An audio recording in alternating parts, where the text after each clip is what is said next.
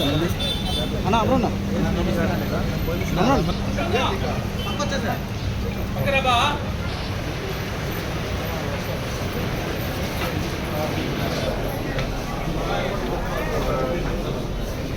Sir తీసుకుని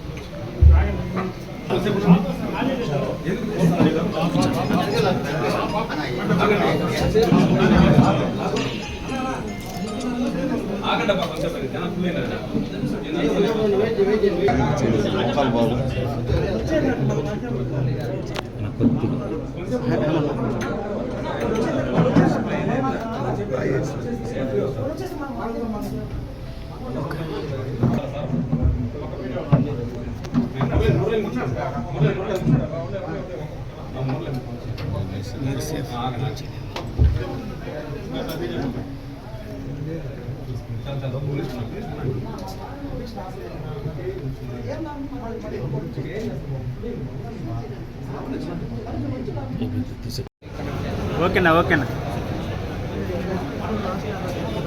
ఓకేనా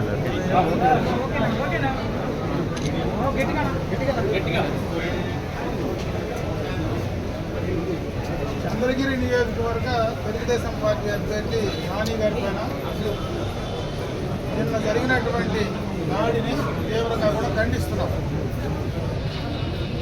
ఇది ప్రజాస్వామ్యంలో కరెక్ట్ అయినటువంటి పద్ధతి కాదు. రాష్ట్ర వ్యాప్తంగా జగన్మోహన్ రెడ్డి ప్రభుత్వానికి ఆ నాయకులకు ఈ ఎన్నికల్లో ఓడిపోతామనేటువంటి భయం క్లియర్ కట్గా నిన్న జరిగినటువంటి సంఘటనను ఒకసారి చూస్తే మనకు అర్థమవుతుంది. మన ప్రాంతంలో ఎప్పుడు కూడా ఇటువంటి రాజకీయాలు లేవు. అందున ఇక్కడ ముఖ్యంగా చంద్రగిరి కానీ తిరుపతిలో కానీ ప్రశాంతంగా ఉండేటువంటి ప్రాంతం ఇక్కడ ఫ్రాక్షన్ రాజకీయాలలాగా తీసుకొచ్చేటువంటి పరిస్థితి ఈరోజు వైఎస్ఆర్ ప్రభుత్వం నడుస్తారు. పోలీస్ యంత్రాంగాన్ని కూడా మేము కోరుకుంటున్నాం. ఖచ్చితంగా పోలీసు కూడా సక్రమంగా సరైనటువంటి సమయంలో స్పందించడం లేదు. నిన్న జరిగినటువంటి దాడి సందర్భంగా నాని ఇప్పుడే లోపల మాట్లాడాడు. జరిగిన విషయాలన్నీ కూడా చెప్పడం కూడా జరిగింది. పోలీసుకు ఇన్ఫార్మ్ చేసినా కూడా సక్రమంగా సరైన టైంలో వాళ్ళు అలర్ట్ కాలేదు, రాలేదు అనే క్లియర్ కట్గా ఆయన చెప్పడం జరుగుతూ ఉంది. గత ప్రభుత్వంలోనే అక్కడ ఉన్నటువంటి డిఎస్పీనో సిఐనో వేశారు.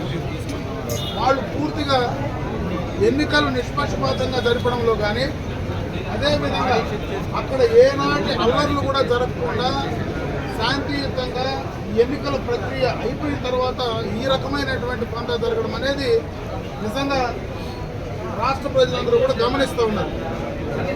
ఇక్కడే కాదు, నిన్న అన్ని నియోజకవర్గాల్లోనూ ఇదే రకమైనటువంటి పంట.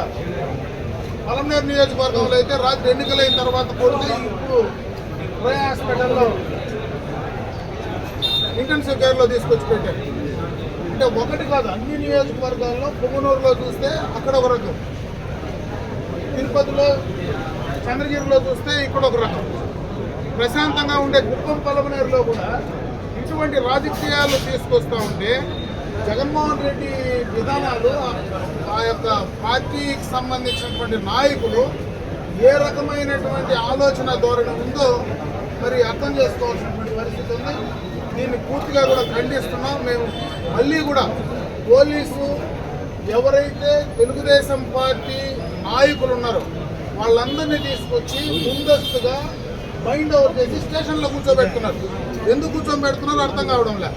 అంటే ఒక భయానకమైనటువంటి వాతావరణాన్ని ఎన్నికలు అయిపోయిన తర్వాత కూడా సృష్టించేటువంటి ప్రయత్నం చేస్తూ ఉంటే ఎక్కడికి వెళ్తున్నారని అడుగుతూ ఉన్నారు. ఎవరి నాయకుల్ని మీరు ఇబ్బంది పెట్టద్దండి. మేము ఎవరం కూడా ఎప్పుడూ ఎన్నికల్లో హింసకు తావు లేకుండా చేసినటువంటి సందర్భం ఉంది. ఈరోజు మా నాయకులందరినీ తీసుకెళ్ళి మీరు స్టేషన్లో పెట్టి బెదిరించే కార్యక్రమం చేస్తే ఎంత మాత్రం సభకు అడుగుతా ఉన్నా. అదేవిధంగా ఈరోజు వైఎస్ఆర్ కాంగ్రెస్ పార్టీ నాయకులు మొత్తం కూడా దాడికి పాల్పడినటువంటి వాళ్ళు, దాన్ని వెనక ఉండేవాళ్ళు, వాళ్ళందరినీ కూడా ఇమ్మీడియట్గా అరెస్ట్ చేయండి. ఆ ఇద్దరు ముగ్గురిని తీసుకొచ్చి లోపల పెట్టడం కాదు, నిజంగా ఆ దాడికి వెనక ఎవరైతే మొత్తం చేశారో దాన్ని ఇమీడియట్గా కంట్రోల్ చేస్తే కానీ ఇవన్నీ కూడా బయటకు రావు. ఒక జడ్పీటీసీ సభ్యుడు భర్త కూడా డైరెక్ట్గా ఒక ప్రజాప్రతినిధి భర్త ఒక సర్పంచ్ ఆ రకంగా ఇదే దాడిలో పాల్పంచుకొని డైరెక్ట్గా నేరుగా వచ్చి సోడా పుట్టిన బీర్ సీసాలతో వేయడం, సమ్మెట్లు తీసుకొచ్చి కొట్టడం, మారణాయుధాలు తీసుకొచ్చి ఒక అభ్యర్థిని చంపే ప్రయత్నం చేస్తే ఎంతకంటే దారుణం ఉంటుందో. అది కూడా స్ట్రాంగ్ ముందర మహిళా యూనివర్సిటీలో పట్టణ నడిగుడ్డులో ఇటువంటి సంఘటన చేస్తే మరి ఏం మెసేజ్ ఈ ప్రాంతానికి ఇస్తున్నామో అర్థం చేసుకోవాలా. దీనికి మొత్తం కూడా యంత్రాంగం ఇమీడియట్గా అప్రమత్తం కావాలా. ఇమీడియట్గా అటువంటి సంఘ వ్యతిరేక విద్రోహులను ఇమీడియట్గా అరెస్ట్ చేసి వాళ్ళని లోపల పెట్టాలి. అంతేగాని తెలుగుదేశం పార్టీకి సంబంధించినటువంటి వీళ్ళని తీసుకెళ్లి లోపల పెట్టే పరిస్థితి ఏందని ఈరోజు మేము ప్రశ్నిస్తున్నాం. ఖచ్చితంగా ఈ దాడిని ఖండిస్తున్నాం. మీరు ఎప్పటికైనా పోలీస్ యంత్రాంగం, అధికార యంత్రాంగం ఇమీడియట్గా దాన్ని కంట్రోల్ చేసేటువంటి ప్రయత్నం చేయకపోతే తప్పకుండా తెలుగుదేశం పార్టీ శ్రేణులు బయటకు వచ్చి రోడ్లపైకి వచ్చి నిరసన చెప్తారు. మరి దాన్ని ప్రతిఘటించేదానికి అందరూ కూడా సిద్ధంగా ఉన్నారు. ఎవరు భయపడేటువంటి పరిస్థితి లేదు. ఏదో చంపేస్తామనో లేదంటే ఏదో చంపే ప్రయత్నం చేస్తానో అంటే ఇంట్లో కూర్చునే పరిస్థితి అయితే లేదు. ఖచ్చితంగా దీనికి ఫలితం పర్యవసానం అనుభవించక తప్పదని చెప్పి ఈ సందర్భంగా తెలియజేస్తారు. దాన్ని ఎట్లా కంట్రోల్ చేయాలని వాళ్ళు చేయాల్సినటువంటి పనిని వాళ్ళు గాలి పొంది దాడి చేయమని ప్రోత్సహించినట్టుందే కానీ ఇది దాడిని కంట్రోల్ చేసేటువంటి పరిస్థితి పోలీస్ యంత్రాంగంలో లేదనేది క్లియర్ కట్గా ఈ ఇన్సిడెంట్ చూస్తే రాజన్న పేషెంట్ రెమటన్స్ గారు లోపలికి రండి. రాజన్న పేషెంట్ రెమటన్స్ గారు లోపలికి రండి.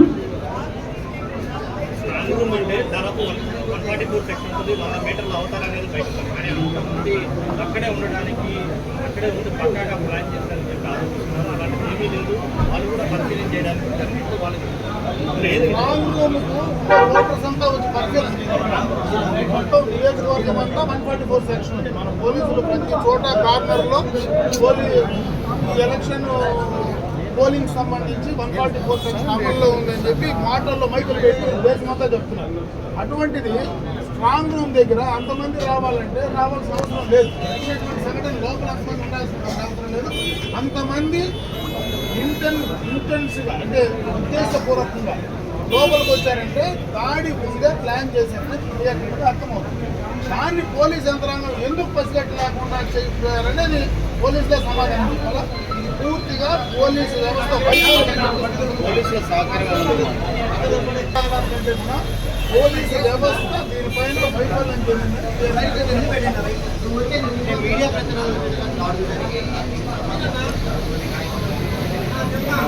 మీడియా వాళ్ళు వెళితే మీడియా వాళ్ళ పైన కూడా పడిపోతారు, వాళ్ళని కూడా తిరగబడి.